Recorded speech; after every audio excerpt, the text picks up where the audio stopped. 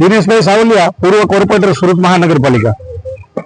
કઈ જગ્યા છે, શું પ્રશ્ન છે? આ અમારું જે પૂણા પ્રોપર ગામ છે એ ગામતળમાં આવેલા શાંતિકુંજ છે, બાજુમાં સ્કૂલ આવેલી છે, પ્રાથમિક શાળા। અહીંયા આપણે જોઈએ છે અત્યારે સ્કૂલનો સમય છે, કેટલા બધા બાળકો આ શાંતિકુંજની અંદર અત્યારે આવ્યા છે ને એ બાળકો પણ અમને ફરિયાદ કરે છે કે અહીંયા છે અસામાજિક તત્વોનો અડ્ડો બની ગયો છે, માદક દ્રવ્યોનું અહીંયા સેવન થાય છે, દારૂની બોટલો હોય કે બીજું અન્ય કોઈ ગાંજાનો જે વેપન હોય છે એ પણ અહીંયા પડેલા હોય છે।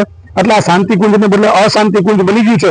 અને 1 મહિના પહેલા અમે કમિશનર શ્રી અને ઝોન કક્ષાએ અમે રજૂઆતો કરી, છતાં પણ આનું નિરાકરણ આવ્યું નથી। અને આજુબાજુના જે રહેવાસીઓ છે તેને ખૂબ મોટા પ્રમાણમાં સાંજના સમય અહીંયા તકલીફ પડે છે। અને આપણે જોઈએ છીએ કે આ બાળકો અહીંયા આવનારું આપણું ભારતનું ભવિષ્ય છે અને એ બાળકો પણ જો આ પરિસ્થિતિને પામી ગયા હોય અને એ પણ ફરિયાદ નાના નાના ભૂલકાઓ કરતા હોય તો ખરેખર આ તંત્રે જાગવાની જરૂર છે અને જે કંઈ પણ સમસ્યા હોય એ સમસ્યાઓ તાત્કાલિક દૂર થાય અને આમાંથી આ મુક્તિ મળે।